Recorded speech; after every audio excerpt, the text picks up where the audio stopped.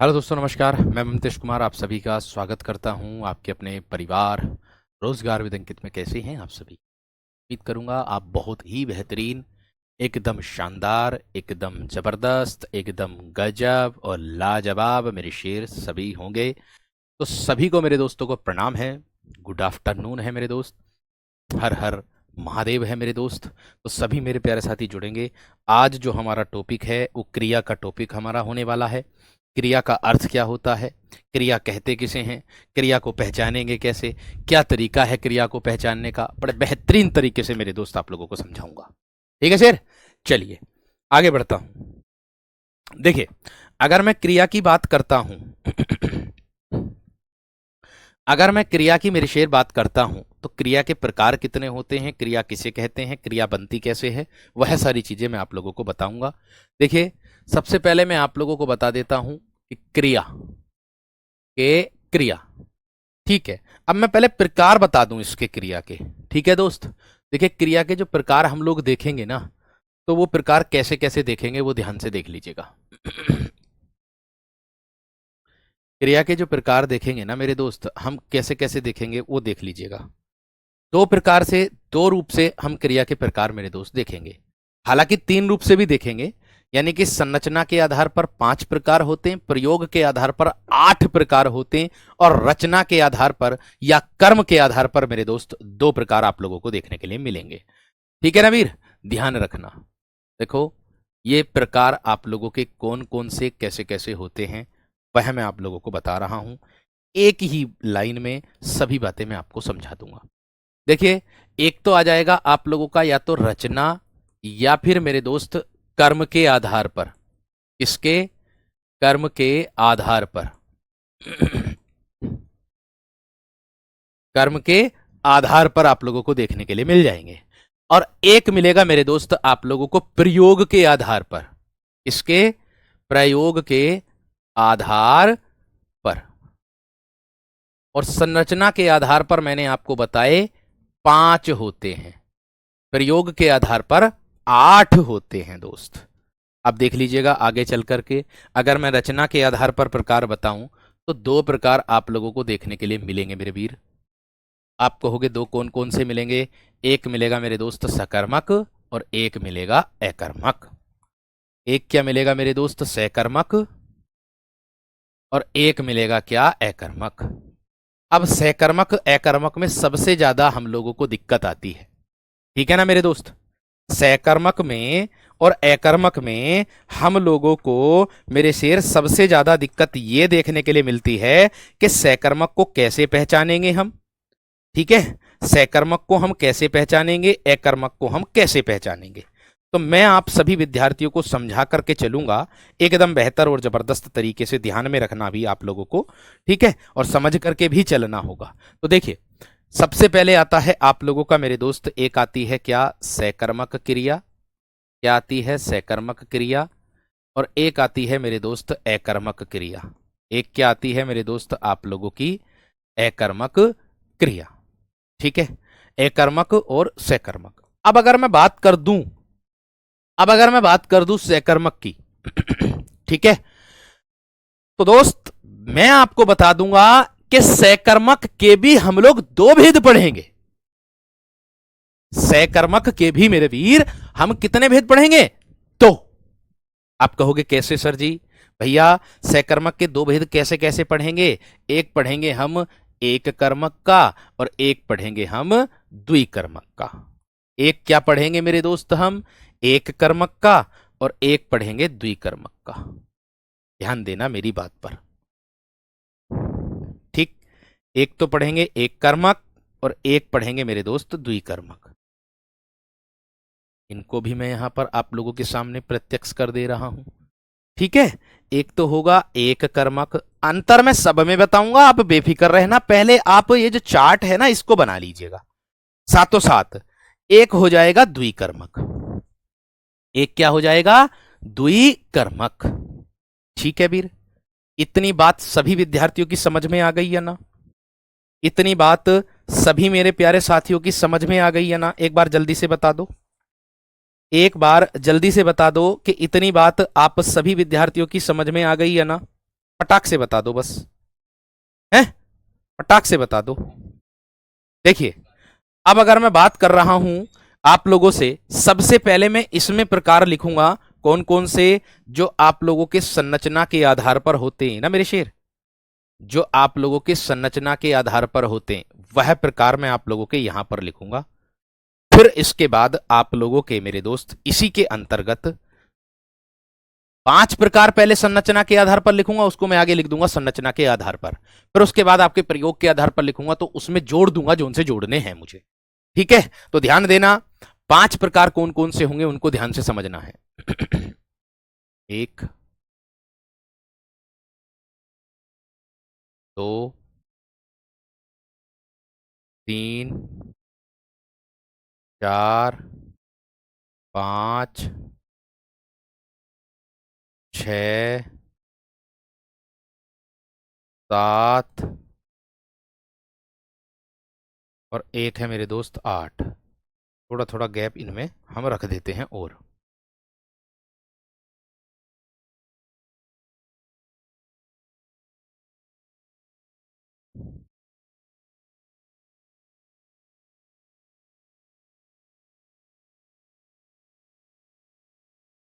अब देखिए, मैंने कहा आप लोगों के प्रयोग के आधार पर कुल जो होते हैं वो 8 प्रकार आप लोगों के देखने के लिए होते हैं।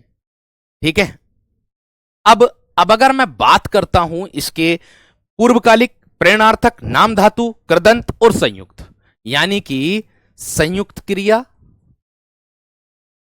संयुक्त क्रिया, पूर्वकालिक क्रिया, पूर्वकालिक क्रिया, या फिर नाम धातु, या फिर नाम धातु।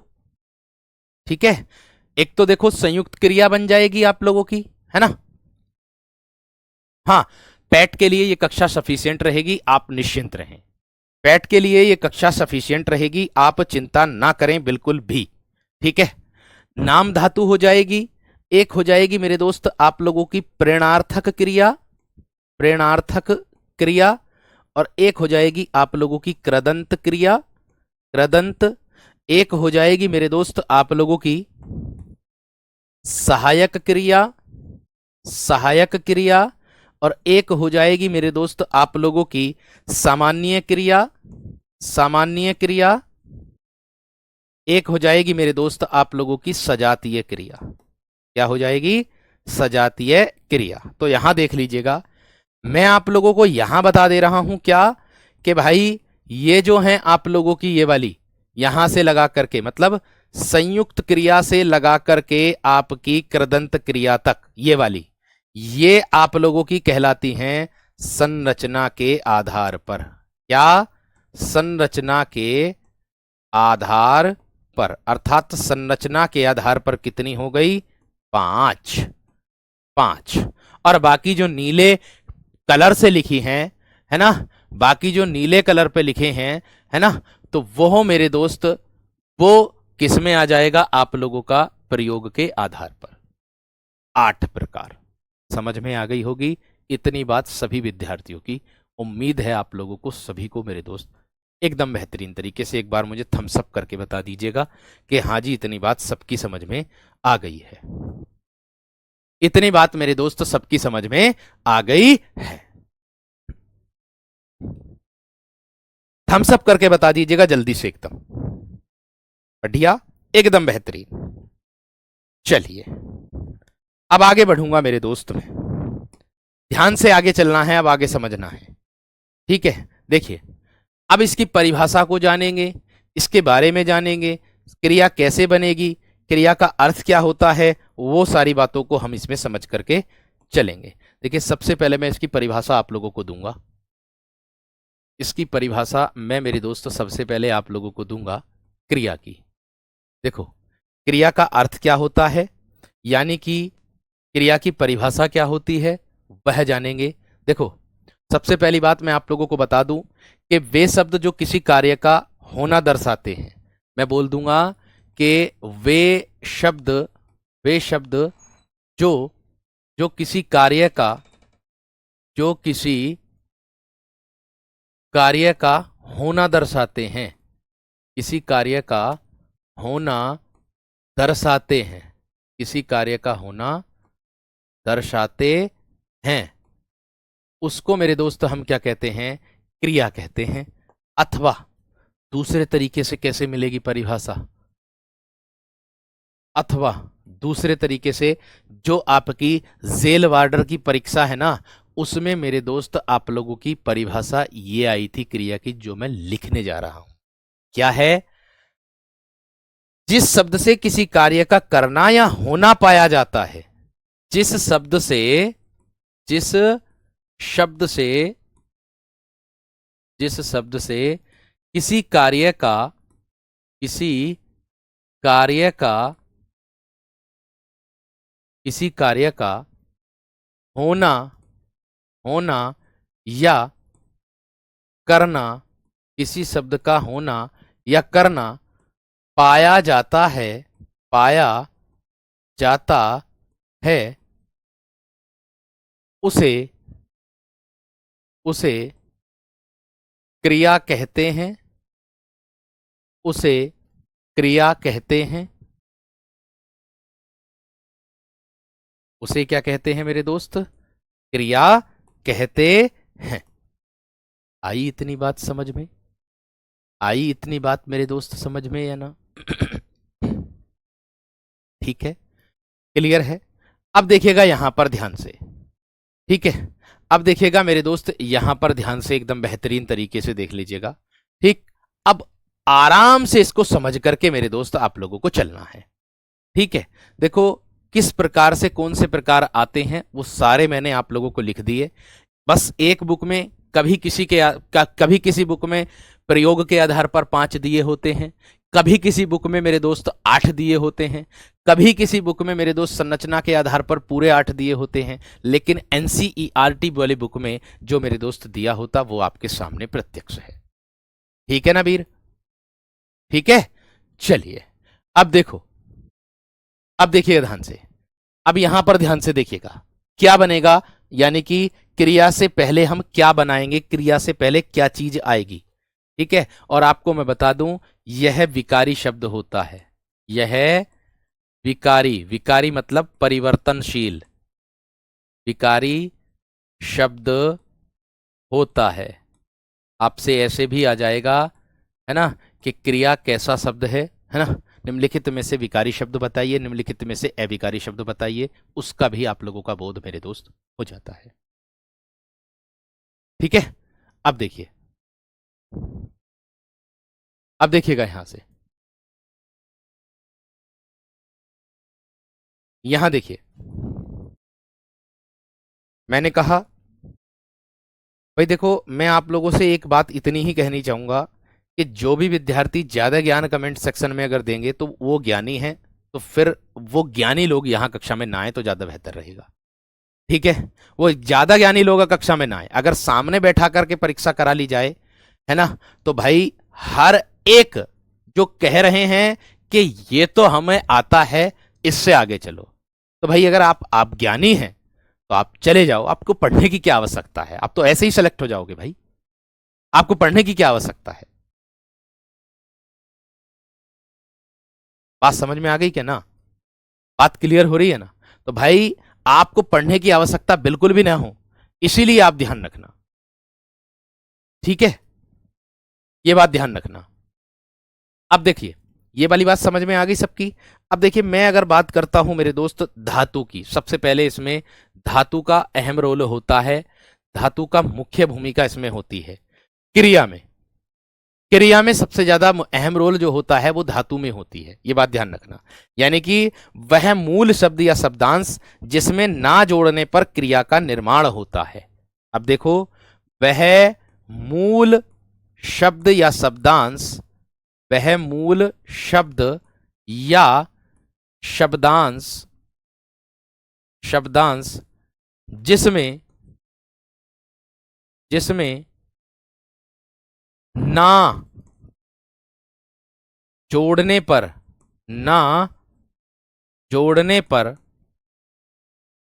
क्रिया का, ना जोड़ने पर क्रिया का निर्माण होता है, क्रिया का निर्माण होता है। क्रिया का क्या होता है मेरे दोस्त? निर्माण होता है। या इसकी जो पूछी गई परिभाषा है वो क्या है? अथवा में करके लिख दो। इसकी जो परिभाषा पूछी गई है वो मेरे दोस्त किसमें कैसे लिखी गई है वो देख लीजिएगा, वो ध्यान से देखिए। अथवा में करके लिख लो। मैं कह दूंगा आप लोगों से किसकी, धातु की परिभाषा। जिस मूल शब्द से क्रिया बनती है उसे धातु कहते हैं, या क्रिया के मूल रूप को धातु कहते हैं, ये परिभाषा बनती है। क्रिया के मूल रूप को, क्रिया के मूल रूप को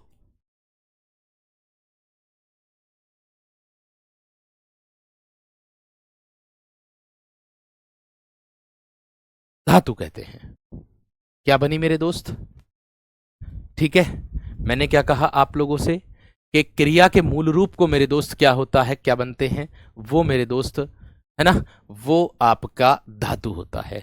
अब मैं उदाहरण के तौर पर, है ना, आप लोगों को देख करके बताता हूं, मतलब उदाहरण कैसे बनेंगे इससे, ये बात ध्यान रखना।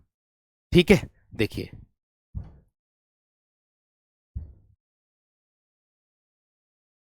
मैंने कहा उदाहरण के तौर पर कैसे बनेंगे। जैसे मैं कह दूं आप लोगों से उदाहरण, ध्यान देना इस बात का। जैसे मैं कह दूं आप लोगों से पढ़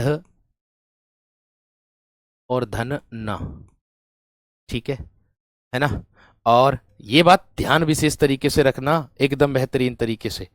ठीक है, इस बात का विशेष तरीके से ध्यान रखना। आगे, या मैं कह दूं हंस और ना, हंस और ना, या मैं कह दूं मेरे दोस्त लिख और ना। ठीक है भैया, तो देख लो, आप लोगों के सामने बता दूंगा, है ना, और भी उदाहरण दूंगा। टहल धन ना, टहल धन ना, टहलना। अब देखिए अब देखिए ध्यान से, मैंने कहा पढ़ क्या है सर जी, ये मूल धातु है। पढ़ क्या है? मूल धातु। और ना क्या है? ना क्या है? ना क्या है? ये मेरे दोस्त आपका है शब्दांश। ना क्या है? ये मेरे दोस्त आप लोगों का है शब्दांश। ठीक है, इतनी बात।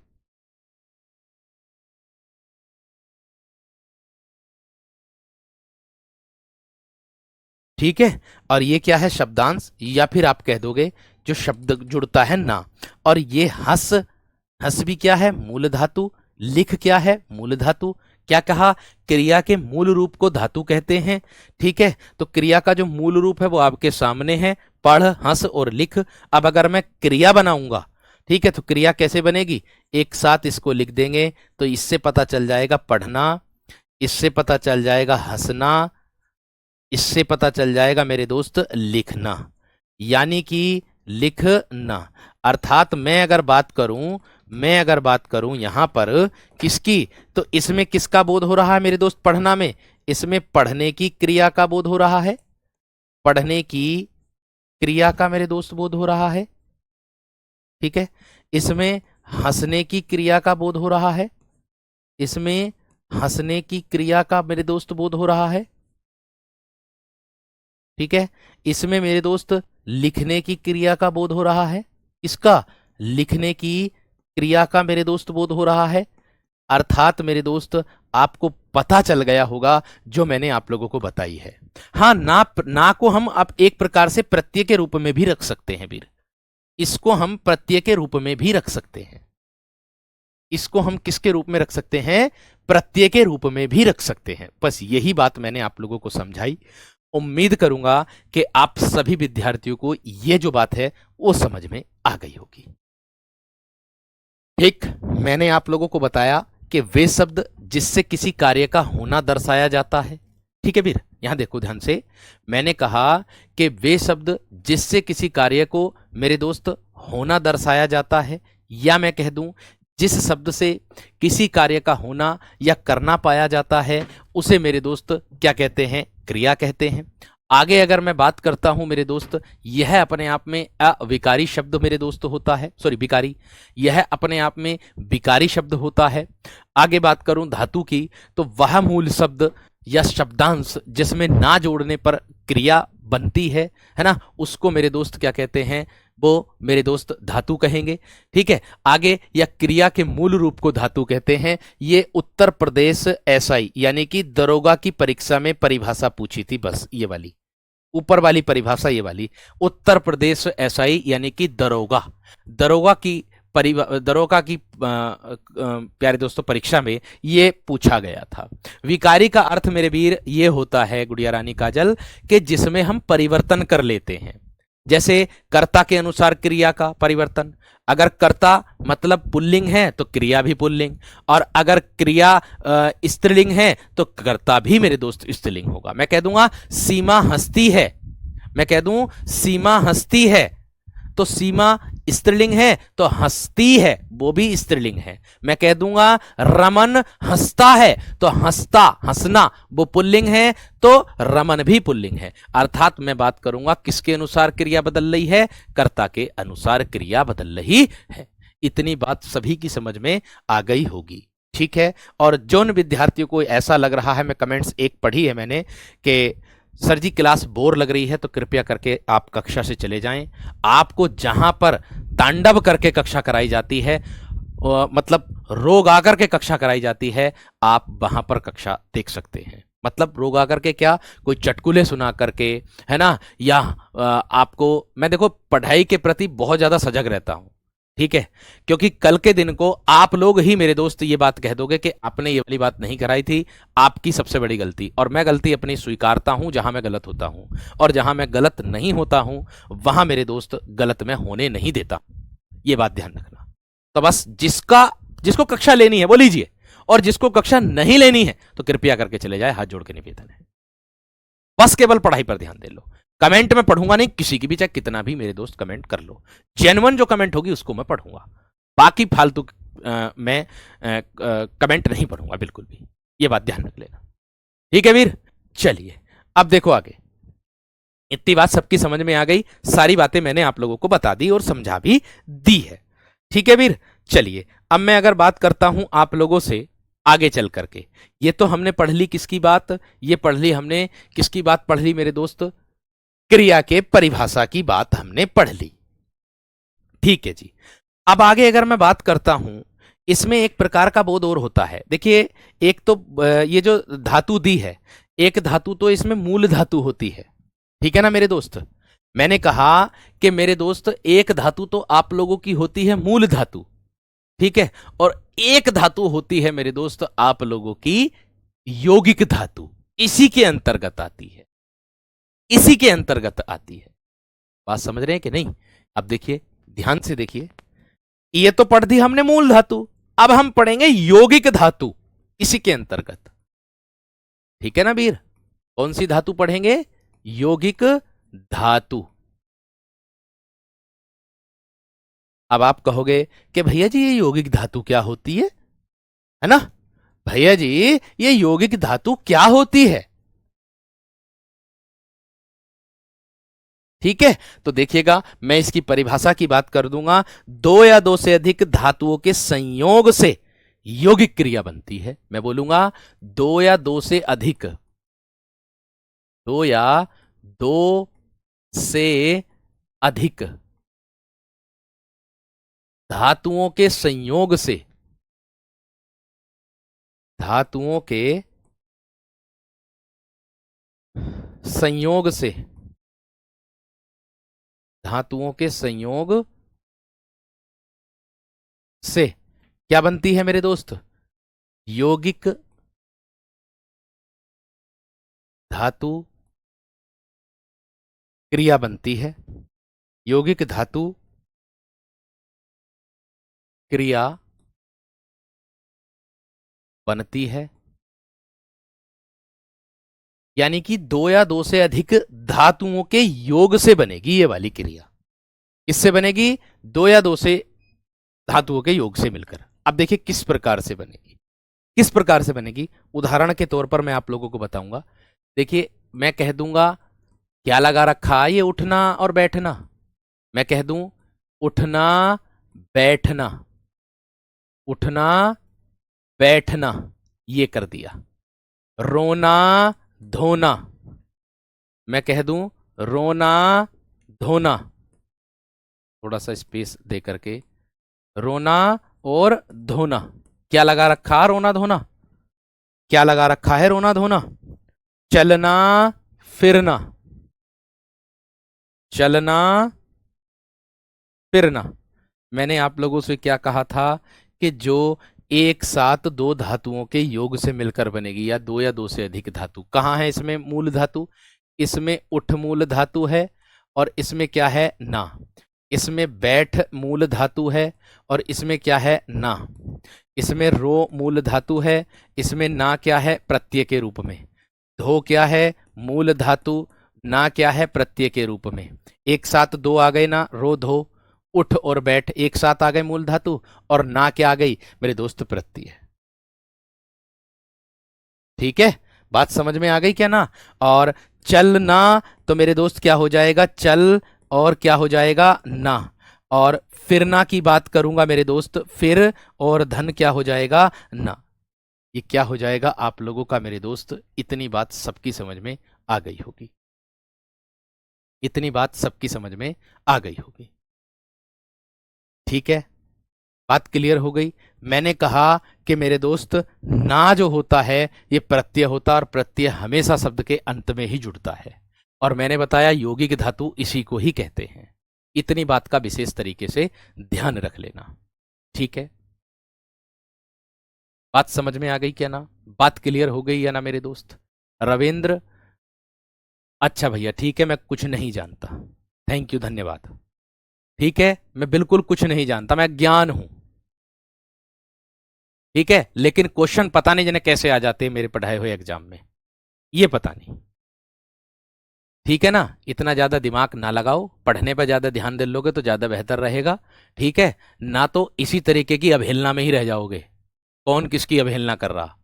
ठीक है, और इसी तरीके की अवहेलना में रह करके फिर दूसरे को देखोगे कि ये सिलेक्शन हो ले गया लेकिन मैं रह गया, इसी बैच से सिलेक्शन ले गया लेकिन मैं भी इसी बैच में पढ़ा। मैंने पढ़ाई पर ध्यान कहां दिया, मैंने तो तुलना करने पर ध्यान दिया।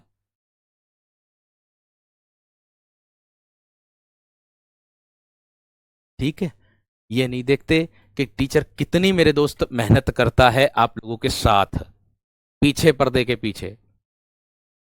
सुबह के 9 बजे से लगा करके 1 बजे स्टूडियो में से निकलूंगा, यानी कि 4 घंटे लगातार क्लास है, ये समझ लो, एक एक घंटे की। ये बात का ध्यान रखना। लेकिन जितना मैं जितने इतनी बात मैं फिर से कहूंगा कि अगर इतना बेसिक और नॉर्मल तरीके से समझने के बाद भी नहीं आ रहा समझ में, तो भैया मेरी हाथ जोड़ी, खत्म बात। ठीक है, क्योंकि आपको, आप अगर खुद भी पढ़ रहे हो ना, आप जिससे भी पढ़ना चाहते हो पढ़ लो भैया, मैं मना नहीं कर रहा, लेकिन सिलेक्शन ले लियो, इतना विश्वास दिखा दियो। ठीक है ना, सिलेक्शन जरूर ले लियो।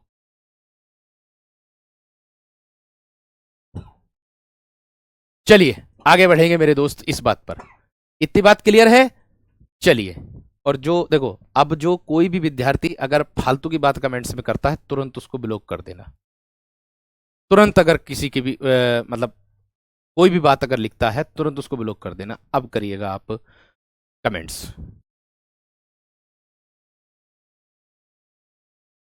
योग रूढ़ जो होता है ना, वो योग रूढ़ एक प्रकार का शब्द भेद के अंतर्गत आता है दोस्त। ठीक है ना, योग रूढ़ जो होता है ना वीर, वो एक प्रकार के शब्द भेद के अंतर्गत आता है। बफरिंग नहीं हो रही है प्यारे साथी, चल रही है सही एकदम। ठीक है, ठीक है ना दोस्त? चलिए आगे देखो। RWA बिना पैसे के भी बहुत मेहनत करता है मेरे दोस्त, यूट्यूब पर भी ये बात देखते होंगे।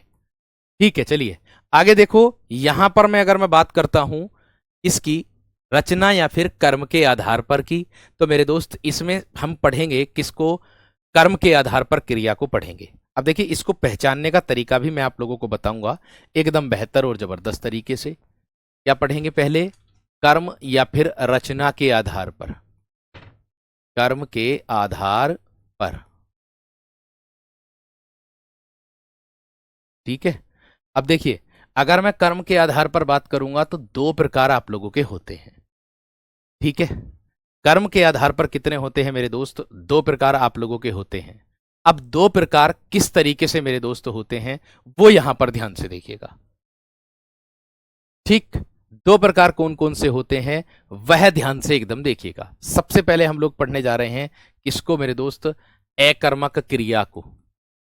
अकर्मक क्रिया। अब आप कहोगे कि अकर्मक क्रिया किसको कहते हैं? देखो, अगर मैं कह दूं अकर्मक, ए का अर्थ है बिना और कर्म यानी कि बिना कर्म के, यानी कि ऐसी क्रिया जो बिना कर्म के होती है। क्या बोलेंगे मेरे दोस्त उसको? ऐसी क्रिया जो बिना कर्म के मेरे दोस्त होती है, उसी को मेरे शेर क्या कहते हैं? उसी को मेरे दोस्त क्या कहते हैं? ठीक है, वह अकर्मक क्रिया कहलाती है। वह क्या कहलाती है मेरे दोस्त? अकर्मक क्रिया कहलाती है। इतनी बात सबकी समझ में आ गई या ना मेरे दोस्त? इतनी बात सबकी समझ में आ गई या ना मेरे दोस्त? ध्यान रखना इस बात का। मैंने कहा कि जिन क्रियाओं का या जो क्रिया केवल और केवल किसमें अकर्म का बोध कराते, मतलब जिसमें कर्म की आवश्यकता ही ना होती है ना, मैं कह दूं कि जिसमें कर्म की आवश्यकता ही नहीं होती है, उसको मेरे दोस्त हम अकर्मक क्रिया कहते हैं। बात समझ में आ गई? अर्थात अब इसकी परिभाषा क्या बनेगी आप लोग देख सकते हो क्या? जिन क्रियाओं के कार्य का फल, जिन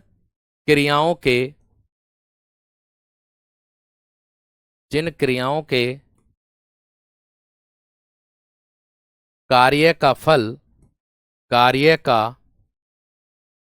फल स्वयं कर्ता में ही रहता है, स्वयं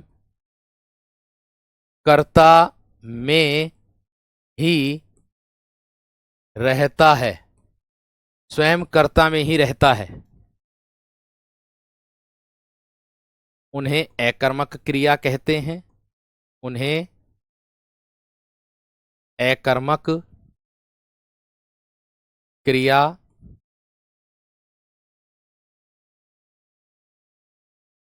कहते हैं। मैंने क्या कहा?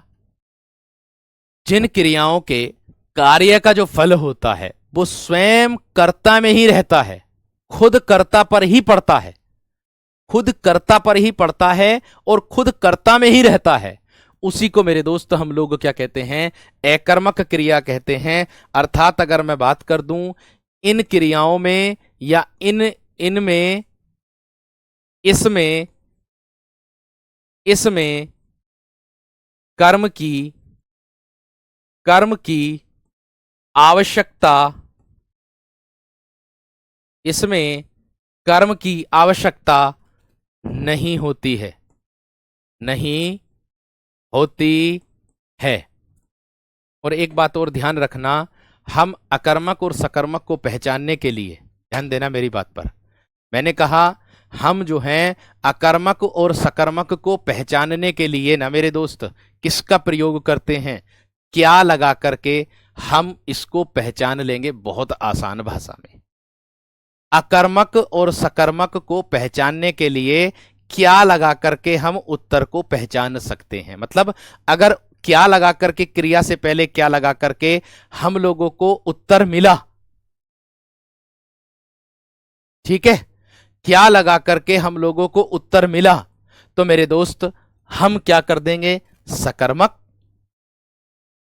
अगर क्या लगा करके उत्तर नहीं मिला तो मेरे दोस्त हम क्या कर देंगे? अकर्मक।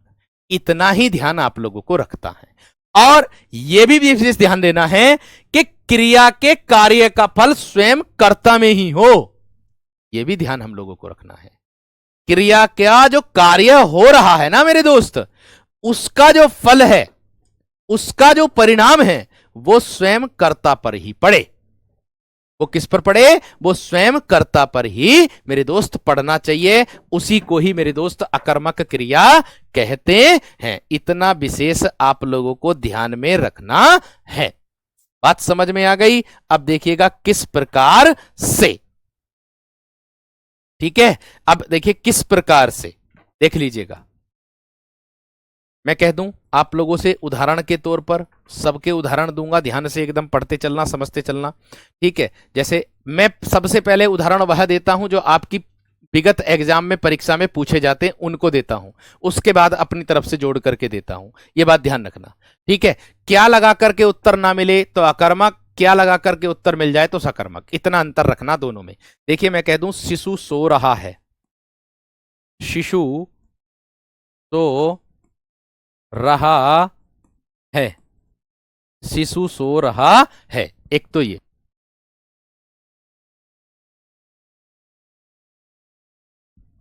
शिशु सो रहा है, एक तो ये उदाहरण हो गया मेरे दोस्त आप लोगों का। बच्चा रो रहा है, बच्चा रो रहा है, रो रहा है, ठीक है भैया। आगे मैं कह दूं आप लोगों से कुछ बालक, कुछ बालक, कुछ बालक हंस रहे हैं, हंस रहे हैं, कुछ बालक हंस रहे हैं या हंस रहे थे, ऐसे भी कह सकते हो, ठीक है। या चिड़िया आकाश में उड़ती है, चिड़िया या पक्षी आकाश में उड़ते हैं, चिड़िया आकाश में, आकाश में उड़ती है, उड़ती है, ठीक है। या मैं कह दूं आप लोगों से मीरा, मीरा जोर से, जोर से हंसी, मीरा जोर से हंसी। तो अब आप यहां पर देख लीजिएगा जो मैं आपको समझाने जा रहा हूं।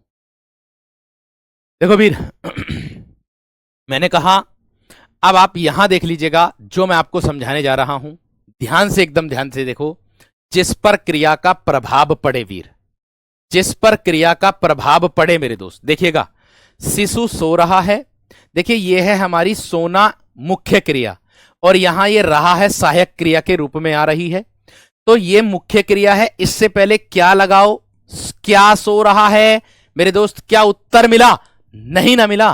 तो ये क्या है हमारा, सर जी शिशु हमारा कर्ता के रूप में आया है।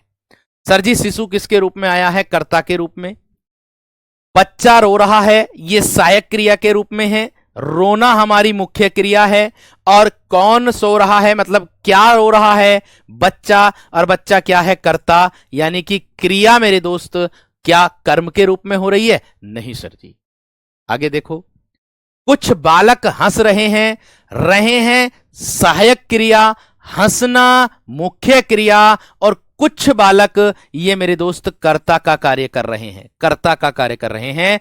चिड़िया आकाश में उड़ती है, उड़ना मेरे दोस्त मुख्य क्रिया के रूप में आया है, उड़ना मेरे दोस्त मुख्य क्रिया के रूप में आया है। आकाश में ये एक आधार है वीर, आकाश में ये एक आधार है मेरे शेर, और चिड़िया ये क्या है मेरे दोस्त, आपका कर्ता है। आगे मीरा जोर से हंसी, हंसना मेरे दोस्त क्या है, आपकी क्रिया है, और जोर से ये एक व्यथा को दर्शा रहा है। अर्थात मेरे दोस्त मैं आप लोगों से कह दूं, है ना, मैं आप लोगों से कह दूं कि ये जोर जो है ये बल देने को दर्शा रहा है, और मीरा क्या है यहां, ये अपने आप में कर्ता का कार्य कर रही है। अब मैं आप लोगों को परिभाषा बता देता हूं जो मैंने आप लोगों के लिखी है, क्या है कि जिन पर क्रिया के कार्यों का फल पड़ता है या कार्य का जो फल है वो स्वयं कर्ता में ही रहता है, और इन सभी उदाहरणों में मेरे दोस्त कार्य का जो फल है वो स्वयं कर्ता में ही रह रहा है। आप कहोगे कैसे, जैसे मैं उदाहरण दे रहा हूं, ये आपको आप इस शिशु की जगह अपने आप को रख करके देख लीजिएगा। कैसे मेरे दोस्त, शिशु क्या है, कर्ता, आप अपने आप को रख के देख लो। जैसे मैं कह दूं कोई बच्चे का नाम ले दूं, मोहन सो रहा है, तो भैया सोना क्या है हमारा, सोना क्या है हमारा, वो है क्रिया, मुख्य क्रिया। अगर मैं बात कर दूं आप सभी विद्यार्थियों से इसकी मेरे दोस्त महत्वपूर्ण बात की, तो देखो सोना क्या है, क्रिया, और उस सोना क्रिया से क्या लगाओ इससे पहले, तो क्या सो रहा है, क्या सो रहा है, कोई उत्तर मिला नहीं। क्या रो रहा है, कोई उत्तर मिला नहीं। अरे ये तो खुद ही करता है, ये तो खुद करता ही है, उत्तर कहां से मिलेगा। बात समझ में आ गई क्या ना? बात क्लियर हो गई है ना मेरे दोस्त?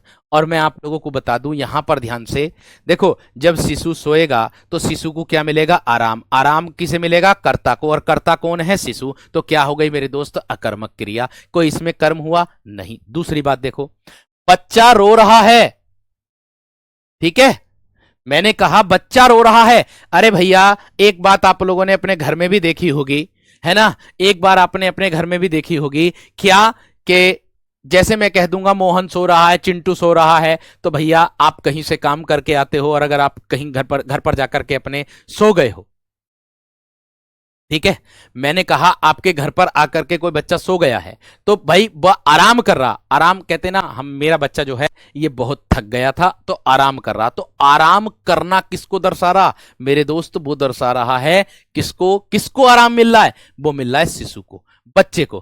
कौन रो रहा है भैया? जो क्रिया है रोना, इसका प्रभाव किस पर पड़ेगा? बच्चे पर पड़ेगा। रोएगा कौन? बच्चा। हो रही क्रिया का प्रभाव किस पर पड़ेगा? बच्चे पर। थोड़ी देर में सुबह सुबह के अपने आप चुप हो जाएगा, अपने आप ही शांत हो जाएगा। बात समझ में आ रही है ना? बात क्लियर हो रही है ना? आगे देखो, और बालक हंस रहा है। अरे आपने देखा नहीं है कि आप लोग यहां पर, एक उदाहरण ये भी है, मीरा जोर से हंसी, और एक उदाहरण कुछ बालक हंस रहे हैं। हम लोग अगर कोई चुटकुला सुना दे, हम लोग अगर कोई कहानी सुना दे, हम लोग ऐसी कोई मजाक कर दें, ऐसी मजाक कर दे जिससे आप खूब हंसे, खूब हंसे, खूब हंसे, और हंस तो हंस तो हंस तो हंस तो क्या हो जाए मेरे दोस्त? आपके पेट में दर्द होने लगता। कहते नहीं है, ओ भैया बस कर, बस कर, बस मेरे पेट में दर्द होने लगा। आप क्या हो? मेरे पेट में दर्द। आप क्या हो? कर्ता। और हो रही क्रिया क्या है? हंसना। उसका प्रभाव किस पर पड़ा? आप पर। आप कौन हो? कर्ता। तो यही बात तो मैं कह रहा हूं, कितनी जोर से हंस ले, मेरा प्रभाव तेरे ऊपर ही पड़ेगा। कितनी जोर से हंस ले, बालक पर ही प्रभाव पड़ेगा। ऐसे ही चिड़िया आकाश में उड़ रही, आकाश क्या है? एक प्रकार का आधार है मेरे दोस्त। उड़ना हमारी क्रिया है, लेकिन एक बार का विशेष तरीके से ध्यान रखना, इसमें उड़ना क्रिया का प्रभाव किस पर पड़ेगा? चिड़िया पर। जब ऐसा नहीं कि पूरे जीवन चिड़िया उड़ती ही रहती है, बैठती नहीं है। अरे जब थक जाएगी तो एक तरफ को बैठेगी भी। तो इतनी बात बताओ किसकी समझ में ना आई? इतनी बात बताओ मेरे दोस्त, किसकी समझ में नहीं आई? गेहूं पिस रहा है, इसमें सकर्मक क्रिया है। क्या पिस रहा है? गेहूं। इतनी बात बताओ किसकी समझ में ना आई? एक बार मुझे थम्सअप करके बता दो। एक बार मुझे मेरे दोस्त थम्सअप करके बता दो जल्दी से।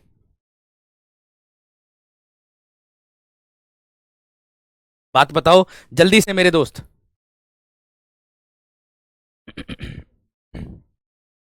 इतनी बात बता दो थम्सअप करके जल्दी से मेरे दोस्त, फटाफट जल्दी से बताओ। थम्सअप करके बता दो कि हाँ जी भैया जी, इतनी बात सबकी समझ में आ गई है। मैं कह दूं, अभी और भी उदाहरण दूंगा मेरे दोस्त मैं आप लोगों को, इससे संबंधित अभी और भी उदाहरण दूंगा, आप बेफिक्र रहना, ठीक है? लो और भी उदाहरण लो, इससे संबंधित और भी उदाहरण लो। जैसे मैं कह दूं, क्या राजेश दौड़ता है, मैं कह दूं ये सब आपके विगत परीक्षा में पूछे गए हैं, जो आपकी अब तक की परीक्षा हुई है। राजेश दौड़ता है, दौड़ना हमारी क्रिया है, इसका प्रभाव राजेश पर पड़ेगा। थकेगा कौन? राजेश पड़ेगा, राजेश ही थकेगा। है अरुण टहलता है, अरुण टहलता है, टहलना हमारी क्रिया का प्रभाव किस पर पड़ेगा मेरे दोस्त? अरुण पर पड़ेगा। किस पर पड़ेगा?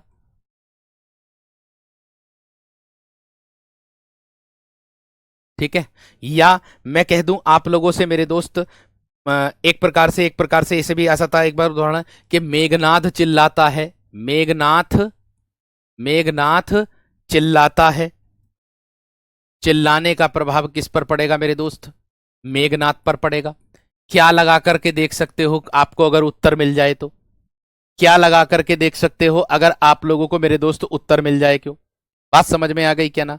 वृक्ष से पत्ते गिरते हैं, इसमें भी मेरे दोस्त अकर्मक क्रिया है, क्योंकि क्रिया है गिरना, और क्या पत्ते क्या गिरते हैं, ये एक प्रकार से अकर्मक क्रिया है, क्योंकि यहां पर मेरे दोस्त कोई कर्म नहीं हो रहा है, पत्ते अगर वृक्ष से गिर रहे हैं तो। ये बात भी ध्यान रखना, ठीक है? बात क्लियर है? मैं कह दूं, राम, राम बाजार जा रहा है, बाजार जा रहा है। क्या जा रहा है?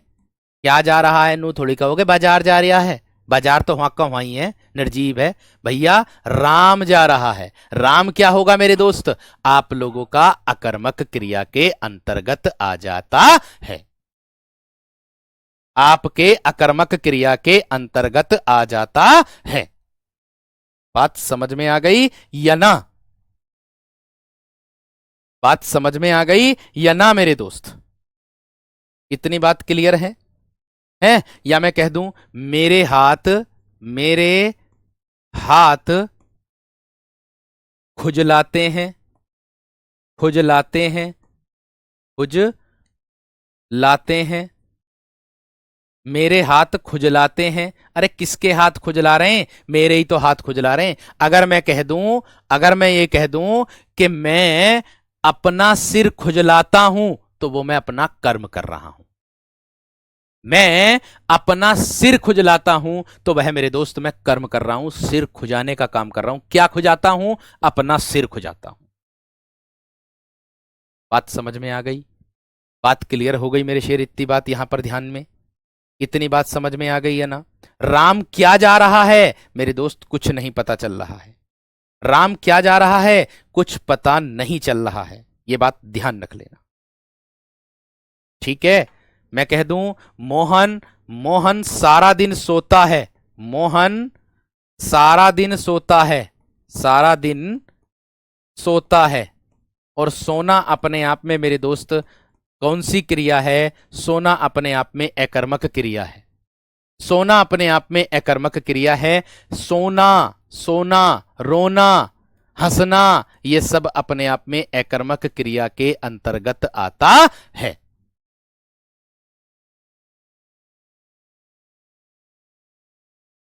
बात समझ में आ गई, बात क्लियर हो गई। या मैं कह दूं रमन, रमन खुशी से नाचता है, रमन खुशी से, खुशी से नाचता है। ओ भैया नाचना तो मेरे दोस्त क्या है अपने आप में, एक क्रिया।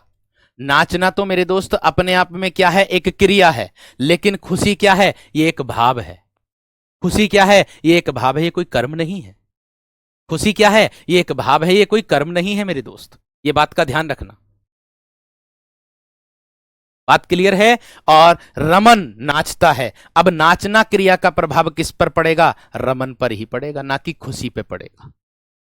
किस पर पड़ेगा, रमन पर ही पड़ेगा, ना कि खुशी पर ही पड़ेगा। ठीक है, बात समझ में आ गई। बादल, बादल बरस रहा है, बादल बरस रहा है। तो मेरे दोस्त बरसना तो क्रिया है ना, और ये बादल क्या है, करता। बादल क्या है मेरे दोस्त, करता है। उम्मीद है आप सभी विद्यार्थियों को इतनी बात, मेरे वीर को, सभी मेरे प्यारे साथियों को समझ में आ गई होगी और एकदम बेहतरीन तरीके से समझ भी गए होंगे। एक बच्चा कह रहा कि भैया जी वह पानी में तैर रहा है, इसका कैसे होगा। मेरे दोस्त यहां देख लीजिएगा, वह पानी में, वह पानी में तैर रहा है, तैर रहा है। ओ वीर मेरे, ओ मेरे शेर, ये रहा है यहां पर सहायक क्रिया के रूप में आया है। तैरना अपने आप में मुख्य क्रिया है। ये पानी में मेरे दोस्त आधार है। पानी में क्या है, ये एक प्रकार का आधार मेरे दोस्त है। और ये वह जो है ये अपने आप में करता है, यानी कि क्रिया किसके द्वारा होगी, कर्ता के द्वारा ही तो होगी। ये तैरेगा किसके द्वारा, यानी कि तैरेगा कौन, कर्ता। यानी कि क्या तैर रहा है, वह तैर रहा है। अर्थात मैं बात करूंगा कि मेरे दोस्त क्रिया का जो प्रभाव है वो स्वयं कर्ता में ही रहेगा ना मेरे दोस्त, वह आपका किसके अंतर्गत आएगा, अकर्मक क्रिया के अंतर्गत ही आएगा। मैं ऐसी उम्मीद करूंगा कि अब आप किसी भी विद्यार्थी को अकर्मक, अकर्मक क्रिया को पहचानने में मेरे दोस्त कोई भी दिक्कत नहीं आएगी, ऐसा मैं विश्वास के साथ कहता हूं, ऐसा मैं मेरे दोस्त विश्वास के साथ कहता हूं। इतनी बात सभी विद्यार्थियों की समझ में मैं उम्मीद करूंगा कि एकदम बेहतरीन और जबरदस्त तरीके से आ गई होगी। ठीक है, और अकर्मक और सकर्मक में क्या अंतर होता है वह मैं मेरे दोस्त कल की कक्षा में आप लोगों को भी बताऊंगा। ठीक है, ठीक है। हां, अगर ये वाला उदाहरण ऐसे होता, बादल से पानी बरस रहा है, बादल से पानी बरस रहा है मेरे दोस्त, बरसना हमारी क्रिया है। अगर आ जाए क्या बरस रहा है, पानी, तो पानी क्या है, गर्म हो रहा है। ठीक है ना वीर, क्लियर है? तो चलिएगा, मिलते हैं आप लोगों से कल की कक्षा में, ठीक है।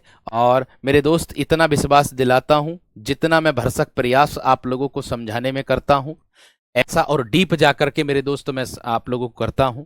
उम्मीद है आप सभी की यह जो मेहनत है मेरी, ये और आपकी दोनों की मेहनत मेरे दोस्त सफल हो, ऐसा मैं उम्मीद आप लोगों से करूंगा।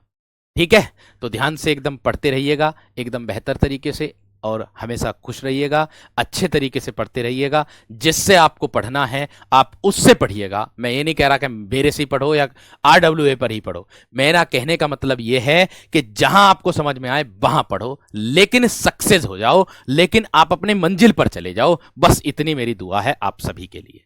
ठीक है, नमस्कार, धन्यवाद।